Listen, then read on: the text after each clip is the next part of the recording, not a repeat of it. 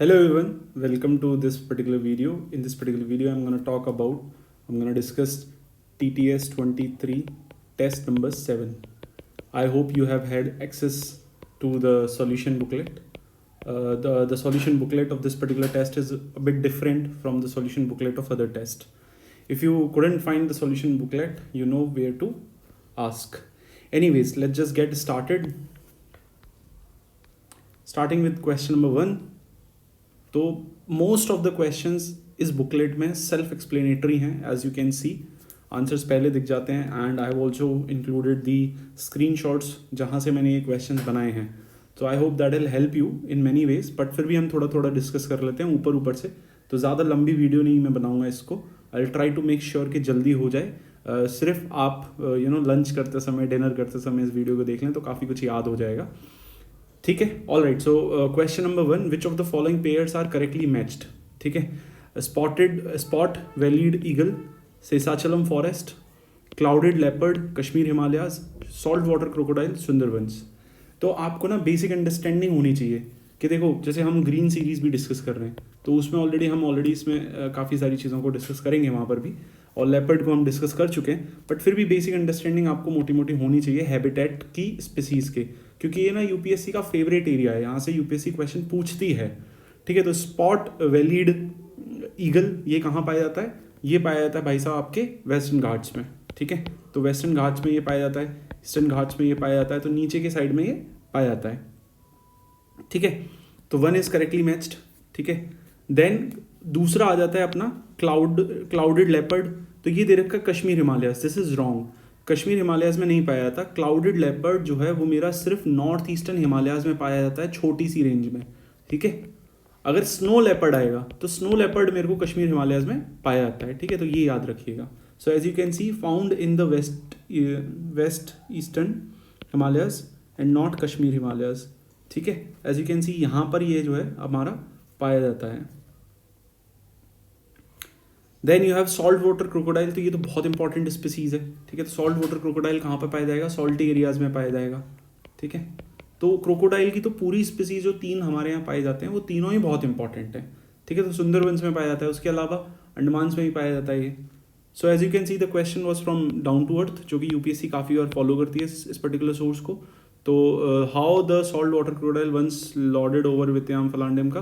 तो as you can see salty is today found in 3 location, Sundarbans, the Bhitarkanika national park, ये मैं दूसरे TTS में पूछ चुका हूँ ये वाली इन्फॉर्मेशन. ठीक है, एंड अंडमान्स ये तीसरे टीटीएस में पूछ चुका हूँ. तो सॉल्ट वाटर को ऐसे मैंने 3 जगह 3 तरीके से कवर कर लिया है. ठीक है, तो याद रखिएगा, बहुत इंपॉर्टेंट है. सॉल्ट वाटर तो पूछ सकते हैं वो. तो अंडमान्स में पाया जाता है, भीतरकनिका में पाया जाता है और सुंदरबंस में पाया जाता है. Important fact, it is a reptile. Coastal brackish, mangroves, river delta और सुंदरबन, इन सब जगह पर जनरली पाया जाता है. मड फ्लैट्स में पाया जाता है. ठीक है, then you have clouded leopard. तो वो क्लाउड फॉरेस्ट में पाए जाते हैं, वो मैं आपने तो देख लिए. अब आ जाते हैं spot billed eagle.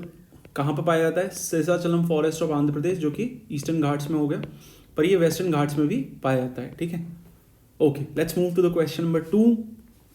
The question is essence of the parliamentary form of government is. तो पार्लियामेंट्री फॉर्म की एसेंस पूछ रखी है. एसेंस क्या है? तो parliamentary, there are 2 types of governments. I hope you guys know, government 2 तरीके की होती है पार्लियामेंट और एक होती है presidential.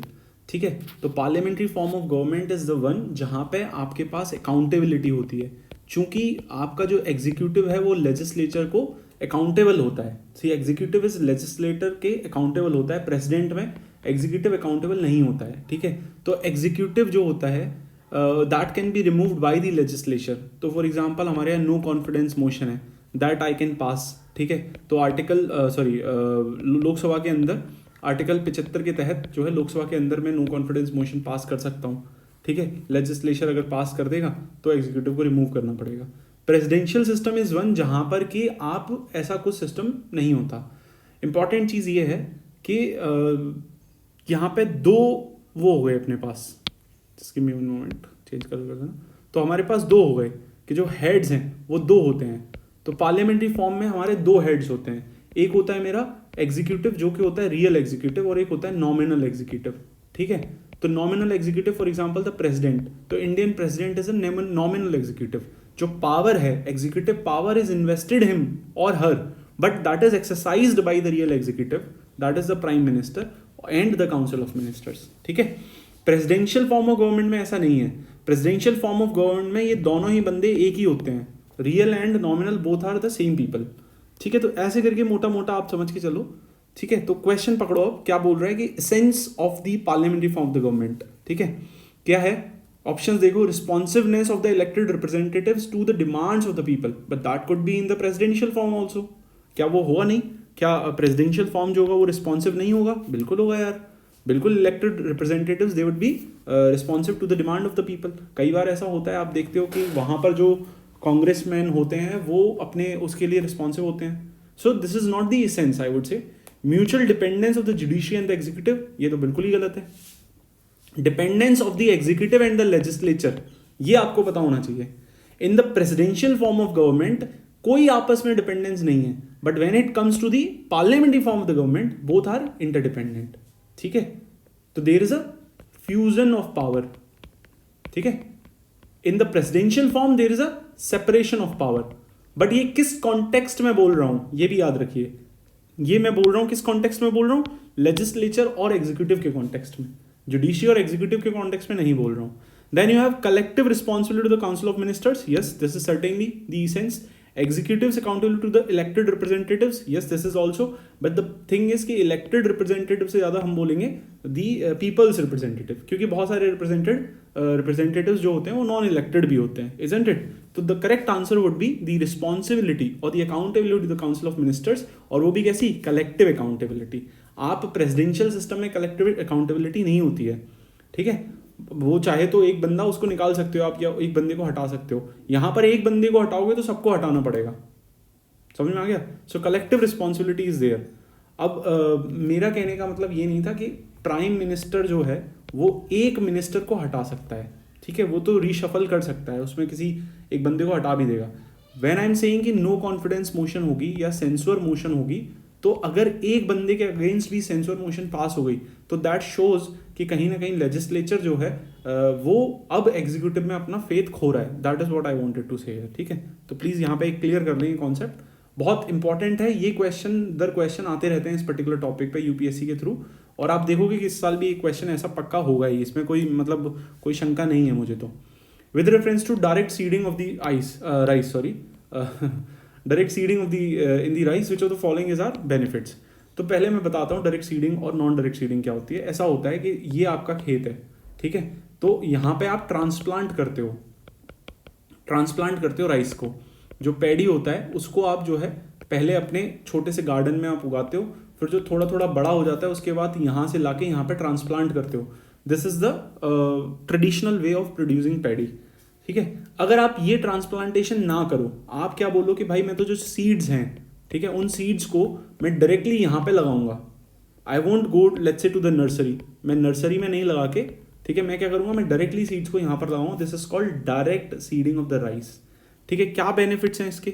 Direct seeding of the rice के क्या बेनिफिट्स हैं वो पूछ रहा है क्वेश्चन. तो देख लेते हैं. स्टेटमेंट 1 देखते हैं क्या कह रहा है. स्टेटमेंट 1 कह रहा है saves on irrigation cost. Yes, absolutely. क्योंकि 2 जगह पानी लगाना पड़ेगा. पहले आपको यहाँ पर नर्सरी में लगाना पड़ेगा, फिर जब उसको लेके जाओगे पानी में भर के तो यहाँ पे लगाना पड़ेगा. So lot of water is there. इसीलिए आप बोलते हो कि राइस का जो वाटर फुटप्रिंट है वो बहुत ज़्यादा हाई है. इससे ज़्यादा हाई सिर्फ एक ही क्रॉप का है, विच इज शुगर केन. ठीक है. मेजर क्रॉप्स में मैं बात कर रहा हूँ, वीट, राइस, शुगर केन, उनमें बात कर रहा हूँ. नॉट दैट कि सिर्फ एक ही है. आई एम ट्राइंग टू से कि मेजर क्रॉप्स में शुगर केन का बहुत ज़्यादा हाई होता है. तो saves on the irrigation cost. Yes, बिल्कुल सही बात है. तो आंसर में 1 होना चाहिए. चला गया. Lower seeds rate. अब देखो सीड रेट का मतलब क्या है. सीड रेट का मतलब ये है कि नर्सरी में मैंने 100 सीड लगा दिए. ठीक है. अब उनमें से कितने ज़्यादा सक्सेसफुल हुए, मैंने बोला यार 5 ही सक्सेसफुल हुए, तो दूसरी नर्सरी में फिर मैं 100 सीड लगा दूंगा. ठीक है. तो यहाँ पे हुए. ठीक है. अगर मैं डायरेक्ट सीडिंग करता हूँ तो एक्चुअल में सीड रेट मेरा बढ़ जाता है. ठीक है. सीड रेट्स मेरे बढ़ जाते हैं क्योंकि ऐसा है ना कि यहाँ पर सीड्स सर्वाइव नहीं करते, इसीलिए तो ट्रांसप्लांटेशन के थ्रू मैं उसको उगा रहा हूँ ना. डायरेक्ट सीडिंग की एक जो सबसे बड़ी नेगेटिव बात है वो ये है कि डायरेक्टली अगर आप उसको लगाते हो तो सीड्स सर्वाइव उतने ज़्यादा नहीं करते हैं. ठीक है। Reduces loss due to the weed flora, no, यहाँ पे वीड होने के ज़्यादा चांसेस हैं, ट्रांसप्लांटेशन में थोड़े कम चांसेस होते हैं। Then higher nutrients are reported, तो कह सकते हैं, नहीं भी कह सकते, मतलब this nothing fixed, let's say sometimes high होंगे, समटाइम्स लो होंगे, so nothing can be certainly said. तो आप ये देख सकते हैं, बहुत इंपॉर्टेंट चीज़ है, that it has been recognised as the principal method of establishment since 1950s in developing countries, can be done by sowing pre germinated seed into a puddle soil, wet seeding, standing water और prepared seedbed. तो ये और थोड़ा आ जाएगा, dry seeding भी याद रखना है। तो देखो यहाँ पे देखो कुछ कुछ बता रखा है मैंने, I have compared the two things, direct seeding versus transplanting. तो direct seeding is relatively cheaper. अब यार देखो चीपर इसलिए है ना कि यार आप समझ के चलो, आप पहले नर्सरी में उगा रहे हो, फिर नर्सरी से ट्रांसप्लांट करके कहाँ ले जा रहे हो, अपने खेत में लेके जा रहे हो, ठीक है, तो दूसरी जगह लेके जा रहे हो, तो इसमें तो आपका लेबर कॉस्ट लगेगी, आपका पूरा बहुत मेहनत लगेगी। तो इसीलिए डायरेक्ट सीडिंग में कम लेबर कॉस्ट होगी, कम चांसेस होंगे, कम वाटर चाहिए होगा, तो रिलेटिवली चीपर हो जाएगा, less labour, as I just explained. Average yield is high, yes, high yield देखने को मिलता है, क्योंकि ट्रांसप्लांटेशन में अलग अलग नर्सरी में आपने बनाया होगा, फिर उसको आप लेके जा रहे हो, तो वहाँ पे कुछ चांसेस हैं कि वो खराब हो जाए, डिस्ट्रक्शन हो सकता है, या कोई एक पर्टिकुलर नर्सरी में वो हो गया, बट ओवरऑल यील्ड जो होता है वो डायरेक्ट सीडिंग में हाई रहेगा, क्योंकि जो क्वालिटी है वो एक जैसे आएंगे, uniformity. Yield is lower expecting long age varieties. Plants are usually healthier and have stronger deeper root system. तो अगेन मैंने उसका रीज़न तुमको बता दिया। भैया देखो उखाड़ के उसको लगा रहे हो, यहाँ पे तो वो स्टार्टिंग से ही एक ही जगह पे उगाया है आपने, ठीक है, तो obviously it will tend to have the healthier ecosystem, क्योंकि there is something called as micro climate, ठीक है, उस पर्टिकुलर खेत की माइक्रो क्लाइमेट को एडॉप्ट कर लेगा प्लांट। यहाँ पे क्या नर्सरी से वापस उखाड़ के लेके आओगे तो फिर वापस से वो चेंज होगा। Final plant cover is random and looks natural, is regular, ठीक है, तो uniformity as far as the plant production of uniformity is concern, plant production की, तो वो ज़्यादा अच्छी होगी यहाँ पर, but even then the plant cover would be random, ठीक है, बट यहाँ पे प्लांट रेगुलर हुआ, क्योंकि वही नर्सरी, एक नर्सरी से सारे प्लांट्स एक जैसे ही हो जाएंगे। Large amount of seed is required, तो सीड रेट यहाँ पे हाई रहता है, याद रखिएगा, सीड रिक्वायरमेंट इज लेस, ठीक है, ट्रांसप्लांटिंग में। Plant density is higher and plant density is optimum. Weed control is very very difficult, weed control is easy, क्योंकि आपको उस एक छोटी सी नर्सरी को वीड कंट्रोल करना है। यहाँ पे आपको क्या है कि आपका जो ओवरऑल वीड कंट्रोल है वो ज्यादा एरिया में करना है, which is not that easy. Alright, ठीक है, सो ये इंपॉर्टेंट है, थोड़ा पूछ सकती है यूपीएससी, इसलिए अपन ने डिस्कस कर लिया। और देख सकते हो एडवांटेजेस क्या क्या हैं साहब, तो no significant reduction in the yield under optimal condition, savings on the irrigation water, तो वो मैं बता दिया, दो जगह वाटर नहीं लगाना, लेबर कॉस्ट कम हो जाएगी, reduces cultivation time, energy cost, वो सेम एक्सप्लेनेशन है। No plant stress from transplanting, तो एक प्लांट स्ट्रेस वही जो the micro climate, the biodiversity जो बन जाती है, ठीक है, माइक्रो बायोडाइवर्सिटी जो बन जाएगी उस एरिया में, बायोटा जो बनता है, वो बायोम जो बनता है, बायोटा जो बनता है, वो जो है आप बार बार चेंज कर रहे हो, उसकी वजह से एक प्लांट स्ट्रेस बन सकता है, ठीक है। Faster maturation of the crops, lower green house gas emission, very very important, ठीक है, यूपीएससी पूछ सकती है। Mechanised DSR provides employment opportunities, increases total income by reducing the cost of cultivation. Current issues क्या चल रहे हैं तो वो मैं बता चुका हूँ ऑलरेडी। हायर सीड्स रेट, बहुत इंपॉर्टेंट टॉपिक है ये, seeds expose to birds and pest, weed management is very very crucial, very very difficult also here, again क्योंकि बड़ा एरिया होगा, ठीक है, तो छोटे एरिया में क्या है हम ज़्यादा फोकस तरीके से कर सकते हैं। Higher risk of lodging, risk of poor non uniform crop establishment, तो वही मैंने तुमको बोला कि ट्रांसप्लांटिंग में जो है प्लांट कवर बहुत रेगुलर बनेगा, ठीक है, तो क्वालिटी यूनिफॉर्म हो सकती है, बट ओवरऑल जो पुअर जो क्रॉप स्टेब्लिशमेंट होगा वो काफ़ी पुअर हो जाएगा, क्योंकि बड़े एरिया में आप यूनिफॉर्मिटी अचीव नहीं कर सकते। तो कोई एरिया में ज़्यादा वीड लगा दिया या कोई एरिया में ज़्यादा फर्टिलाइजर लगा दिया, तो उस हिसाब से क्या हो जाएगा, प्लांट कवर रैंडम हो जाएगा। Anyways moving on, which of the following is a viral disease, तो आप खुद से सॉल्व कर सकते हैं। The correct answer is influenza, it has been in the news, अभी भी चल रहा है, तो बाकी इन्फ्लुएंजा के बारे में पढ़ लेना, अब यहाँ पे मैंने दे रखा है। देन आप जो है लेप्रोसी के बारे में पढ़ लेना, तो ये बैक्टीरिया करता है, लेप्रोसी बैक्टीरिया है, माइकोबैक्टीरियम लेप्रे, तो वो करता है, वेरी वेरी इंपॉर्टेंट चीज़ है ये। उसके अलावा आप जो है फिलेरिसिस के बारे में पढ़ लेना, फिलेरिसिस जो है वो भी किसके द्वारा कॉज किया जाता है, पैरासाइट के द्वारा, ठीक है, देयर इज अ पैरासाइट जो इसको कॉज करता है। Then you have diphtheria which is again cause by a bacteria called this, तो आप खुद से पढ़ सकते हो इसको, सॉल्यूशन सीट आपके पास है ही।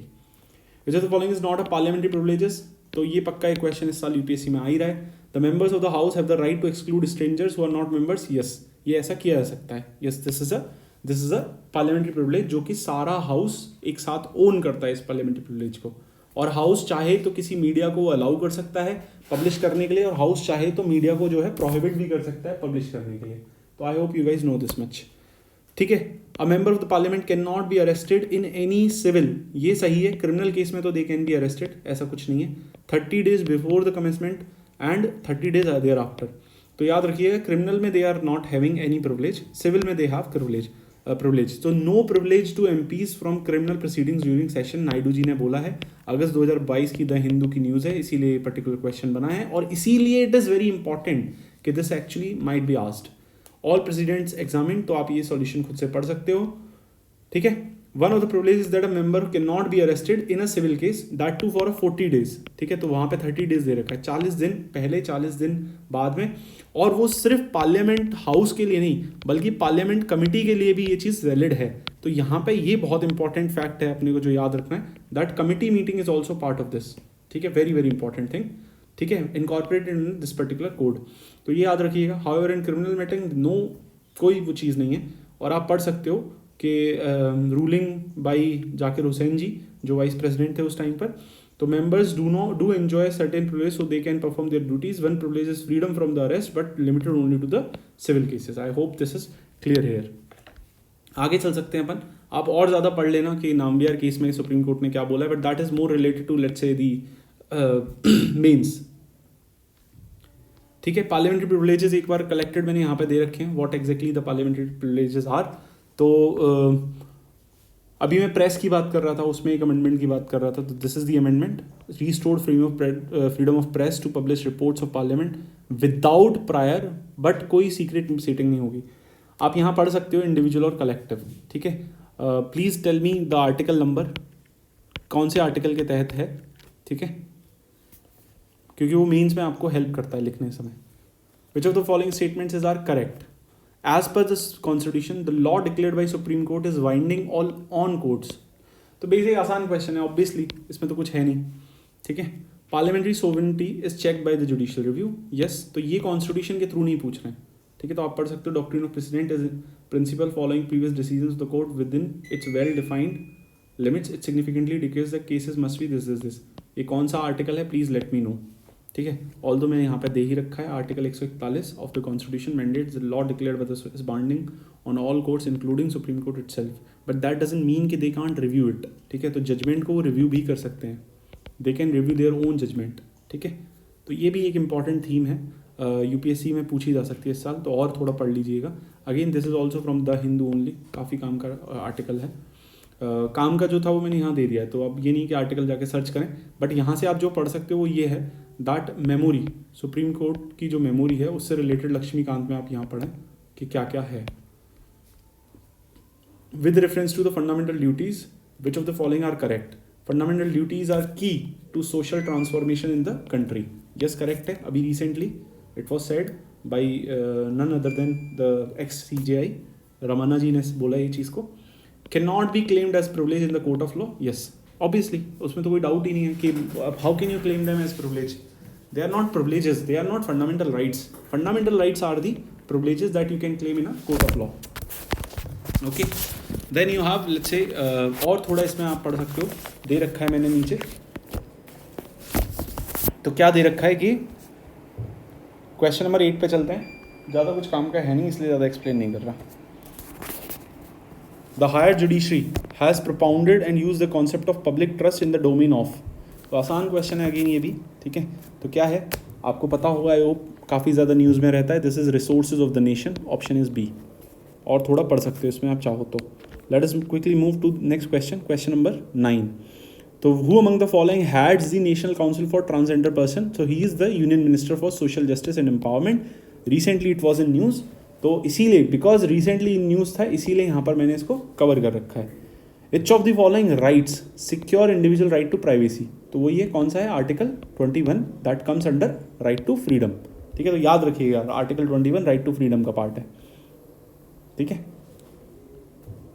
Late us move to separation of power, now it's a very very good question, और यहाँ पे थोड़ा opinion difference in the opinion हो सकता है। सेपरेशन ऑफ पावर का मतलब क्या है कि there is something called as despotic government, ठीक है।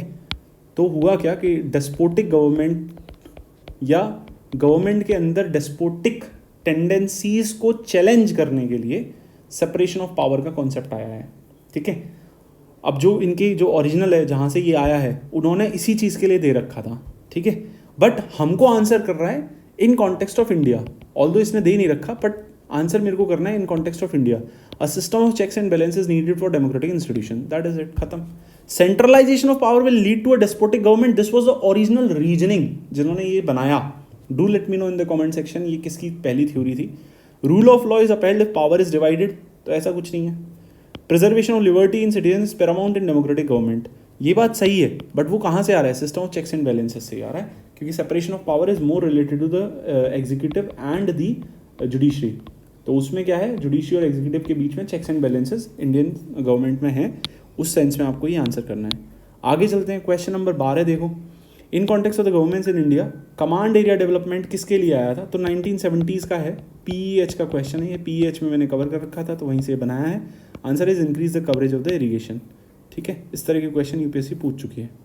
आगे चलते हैं, in context of Indian judiciary amicus curiae sometimes in the news is best identified as, तो ऐसा होता है कि कोई केस चल रहा है, ठीक है, उसमें क्या होगा कि ऑब्वियसली दो पार्टीज होंगी, पार्टी 1 पार्टी 2, पर अगर सुप्रीम कोर्ट को लग रहा है कि कोई थर्ड बंदा है जो मेरे को इसमें ज़्यादा बेटर असिस्ट कर सकता है, ठीक है, उसको वो ऑफन दे सुप्रीम कोर्ट बोलेगा कि भाई देखो ये थर्ड बंदे को हम जो है इसमें एमएस क्यूरी बना लेते हैं, एमिकस क्यूरी बना लेते हैं। फॉर एग्जांपल कई बार आपने देखा होगा कपिल सिब्बल जी को, ठीक है, जो है बहुत सारे केसेस में एसी के तौर पे अपॉइंट करता है सुप्रीम कोर्ट, और वो उनको फिर हेल्प करते हैं।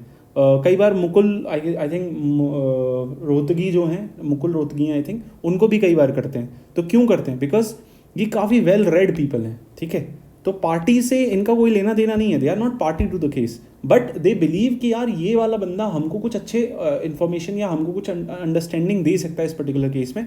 सो he is basically an advocate appointed by the chief justice of the state high court in any matter of और जनरल पब्लिक, ठीक है। अभी देखो रिसेंटली ये हिंदू में आया था 2021 में, इसलिए ये क्वेश्चन है, solicitor general urges supreme court to demarcate role of AC. अब ये क्यों हो रहा है, क्योंकि कपिल सिब्बल जी को आपने बना दिया तो वो अपना दिमाग देते रहेंगे, तो इनको लगा कि यार ये प्रेशर सा आ रहा है, तो इसलिए उन्होंने लगा भाई इनका रोल तय करो, ये कितना बोलेंगे क्या बोलेंगे, ठीक है। ऑलराइट, क्वेश्चन नंबर 14 देख लेते हैं। The following nations which of the following are part of NATO grouping, तो अब इसका आंसर एक्चुअली चेंज हो गया क्योंकि very recently Finland has also become part of it, ठीक है। तो ठीक है, अब ये अपडेट होता रहेगा, तो इसी हिसाब से आप जो है कर लीजिएगा आंसर को चेक, आप आंसर को चेंज कर लीजिएगा, क्योंकि Finland has become part of NATO very recently. तो बेलारूस हैज़ नॉट जॉइंड, ये तो आप याद ही रखो, अभी भी इट हैज़ नॉट जॉइंड, तो बेलारूस आप एलिमिनेट कर देना, मोटा मोटा ऐसे याद रखो यार, जो है बेलारूस जो है वो रूस उसमें दिखाई दे रहा है, तो रूस तो नहीं करेगा। और वैसे भी Belarus is part of other gang, CSTO करके एक ऑर्गेनाइजेशन है इनका इंटरगवर्नमेंटल, उसमें जो है he is part of that, मतलब I mean Belarus is part of that, तो उसका नाम है कलेक्टिव सिक्योरिटी ट्रीटी ऑर्गेनाइजेशन। अब ये वाली चीज़ मैं ऑलरेडी दूसरे TTS में पूछ चुका हूँ, ठीक है, ये भी इंपॉर्टेंट है, क्योंकि under the auspices of Russia the security treaties with NATO regulate the exchange of classified affecting the sovereign states, ठीक है। फिनलैंड जो है विच वॉज नॉट पार्ट, अभी रिसेंटली जो है वो पार्ट हो चुका है, तो आप इसमें देख सकते हैं, ठीक है, वो चेंज कर लीजिएगा। Poland is sorry Turkey is part of it, ठीक है। पोलैंड, अब देखो पोलैंड को भी कन्फ्यूजन दूर कर लो कि वर्ल्ड वॉर 2 के दौरान पोलैंड पर रशिया ने अटैक किया था, तो obviously Poland would be part of the anti Russia gang, तो वो किसका पार्ट है, वो नाटो का पार्ट है, ऐसे याद कर सकते हो आप, ठीक है। Hungary obviously is part of NATO, मैंने इसको ऐसे याद कर रखा है कि हंगरी जो है वो नाटो को बहुत परेशान करता रहता है, बिकॉज ये डेमोक्रेटिक लोग नहीं है according to west people, western जो कंट्रीज़ हैं उनके according they are not democratic any more. Which of the following is correct in respect of appointment of the district जजेस, ये पक्का क्वेश्चन आ रहा है 100%, डिस्ट्रिक्ट जजेस से रिलेटेड क्वेश्चन आप 110% देखोगे इस बार। They are appointed by the chief justice of the concern high court, no, governor appoint करता है, appointed by the president, no, appointed by the government in consultation with the high court, yes, ठीक है। अच्छा, मजे की चीज़ देखो, इसमें 2 चीज़ें याद रखना कि क्वालिफिकेशन में मिनिमम एज नहीं दे रखी है। Do we have minimum age, no, there is no age limit, कोई मिनिमम एज नहीं है, ठीक है। तो किसी भी जज को अपॉइंट करने के लिए high court, supreme court, district court किसी भी कोर्ट के जज को अपॉइंट करने के लिए मिनिमम एज कितनी होनी चाहिए नहीं दे रखी है, एक्सपीरियंस दे रखा है कि कौन अपॉइंट किया जा सकता है, 5 साल 7 साल 10 साल, इस हिसाब से एक्सपीरियंस दे रखा है। तो यहाँ देख सकते हैं अपन कि जजेस of appointed by governor consultant chief justice high court. Qualification क्या है, क्वालिफिकेशन के नाम पे क्या दे रखा है, should not already be a service, कहीं पे ऑब्वियसली गवर्नमेंट का पार्ट नहीं होना चाहिए, और he should have been advocate और प्लीडर फॉर 7 ईयर्स, 7 साल के लिए if he has been part of the plea gang, और if he has been part of advocate gang for 7 years then that is okay. Negative sense में नहीं बोल रहा हूँ, recommended by the high court for the appointment. Question number 16 देख लेते हैं। Cabinet committee is not that important for this year, but फिर भी पढ़ लेते हैं। Formation of cabinet committees extra constitutional, yes absolutely, constitution में कहीं पर भी कैबिनेट कमिटीज नहीं दे रखी हैं। स्टैब्लिशमेंट और discontinuation of any cabinet committee must be approved by Lok Sabha, ठीक है, तो must be approved by Lok Sabha, ऐसा कुछ नहीं है, लोकसभा का इसमें कोई रोल नहीं है, प्राइम मिनिस्टर साहब डिसाइड करते हैं। लक्ष्मीकांत आप एक बार पढ़ लें, बहुत बेसिक क्वेश्चन था, गलत नहीं होना चाहिए। क्वेश्चन नंबर 17 बहुत अच्छा है कि identify difference between Rajya Sabha and state legislative council, ठीक है, तो देख लो। Council is a permanent house like Rajya but legislative council can be abolished by the parliament, yes absolutely, council is a permanent part, वो अब आप उसको जो है डिसॉल्व नहीं कर सकते, abolish कर सकते हैं, there is a difference between dissolution and abolishment, but Rajya Sabha को आप abolish कर सकते हो क्या, नहीं कर सकते, ठीक है। राज्यसभा को आप डिसॉल्व कर सकते हो क्या, नहीं कर सकते, because that is also permanent, रफली 6 ईयर का टर्न होता है, इसका टेन्योर होता है, ठीक है। So both of them are permanent, they cannot be dissolved, but the legislative council that can be abolished, ठीक है। तो उसका क्या कैसे abolish करते हो वो भी आपको पता होना चाहिए, आर्टिकल नंबर कितना है वो भी पता होना चाहिए, ठीक है। Reservation of STs in is only provided for Rajya Sabha, not for state councils, ठीक है। Secret ballot voting applies in election to council only and not to elections of the council, नहीं ये गलत है, ये गलत है, क्योंकि there is no reservation in the Rajya Sabha, सिर्फ लोकसभा में ही रिजर्वेशन है, याद रखिएगा। और सीक्रेट नहीं होता, ओपन बैलेट है, जो वो होता है इलेक्शन होता है वो ओपन बैलेट होता है, नॉट टू द इलेक्शंस, ठीक है। Lok Sabha legislative assembly of state can pass resolution by, ये सब आप देख सकते हो अपने आप, आंसर इज ए। और थोड़ा इन्फॉर्मेशन यहाँ पे मैंने कवर कर दिया, काम की है इसीलिए ये दे रखा है, either nominated by the government और इनडायरेक्टली इलेक्टेड। तो कैसे इलेक्ट होते हैं वो गणित मैंने यहाँ पे दे रखी है, 1/3 1/3 1/12 1/12 1/6, तो 1/6 are nominated, 1/12 by the teachers, 1/12 by the students, 1/3 by the people जो लेजिस्लेटिव असेंबली का पार्ट होते हैं, and 1/3 by the local body people, ठीक है। एलिजिबिलिटी क्राइटेरिया बहुत इंपॉर्टेंट है, ये भी क्या क्राइटेरिया दे रखा है साहब, 30 साल का होना चाहिए, तो भाई लोकसभा या लेजिस्लेटिव असेंबली में 25 साल के होने चाहिए आप, ठीक है। और तुम्हारा लेजिस्लेटिव काउंसिल में जो होना चाहिए वो 30 साल का होना चाहिए। I hope you guys know कि राज्यसभा में भी 30 साल का होना चाहिए, ठीक है। Alright, then you have what is role of legislative council, तो बहुत ज़्यादा पावरफुल तो है नहीं है compare to the Rajya Sabha, Rajya Sabha के कंपैरिजन में इसका जो पावर्स हैं वो बहुत लिमिटेड हैं, बहुत कम हैं, ठीक है। मतलब even it is not even the revising house, ठीक है। जैसे फॉर एग्जांपल एक चीज़ बताता हूँ गाइज मैं आपको कि Rajya Sabha can actually revise the laws जो लोकसभा ने बनाई हैं, वहाँ से कोई बिल पास होके आया तो राज्यसभा जो है उस बिल को रिवाइज कर सकता है, अमेंडमेंट्स कर सकता है, पर ये लेजिस्लेटिव काउंसिल के पास उतनी भी पावर नहीं होती है। It can not make or break a government, पहली चीज़, can not say no to the finance bill, but ये काम तो राज्यसभा भी नहीं कर सकती, ठीक है। पर राज्यसभा के कंपैरिजन में ये और ज़्यादा वीक है, क्योंकि ये जो भी अमेंडमेंट किसी भी नॉर्मल बिल में भी देगी उसको राज्यसभा अगर देगी तो लोकसभा रिजेक्ट नहीं कर सकती, पर लेजिस्लेटिव असेंबली इसको रिजेक्ट कर सकती है, ठीक है। तो आप ये समझें and please read more on this, क्योंकि ये एक इंपॉर्टेंट क्वेश्चन है इस साल के लिए। अब देखो राज्यसभा वाला बात भी यहाँ पे मैंने स्क्रीनशॉट डाल दिया है।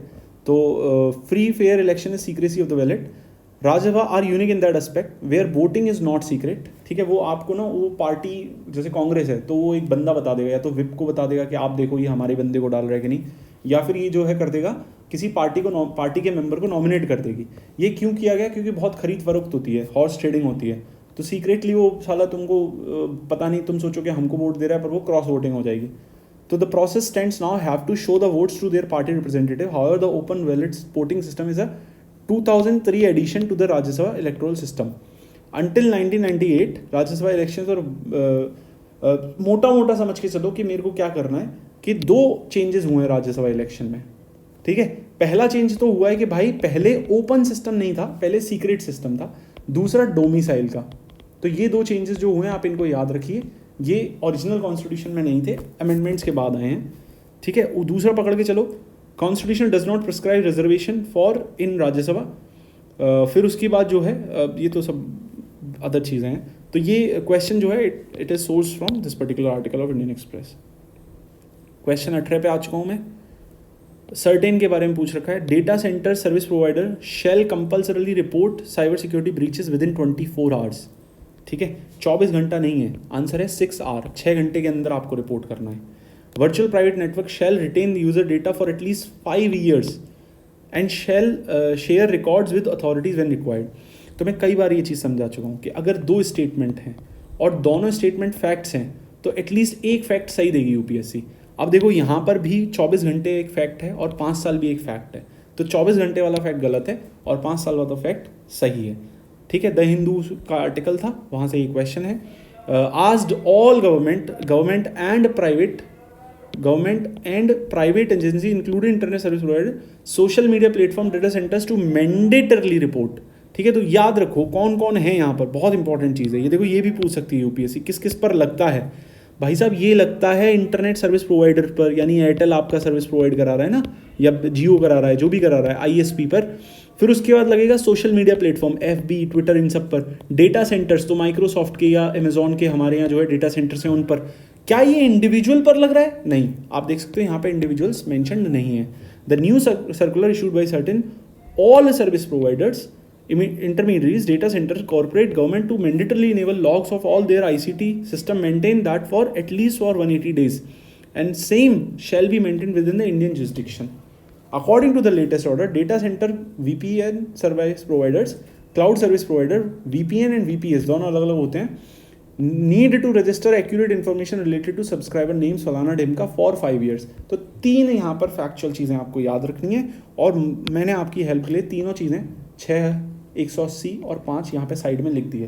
तो यही शॉर्ट नोट्स होते हैं लास्ट में जो आपको याद रखने हैं. पूरी कहानी आप याद रखोगे मोटा मोटा, तो ये फैक्ट्स आप गलत कर सकते हो, तो इसीलिए मैंने उनको अलग से लिख रखा है. This is how you can make short notes also. Other TTS paper के भी आप ऐसे शॉर्ट नोट्स बना सकते हो. Question number 19 sorry, which of the following is part of Deccan plateau. तो डेक्कन प्लेट्यू आपको पता है कहाँ तक लाई करता है. ठीक है, तो correct answer is D, Deccan plateau बोला है यहाँ पर गाइस.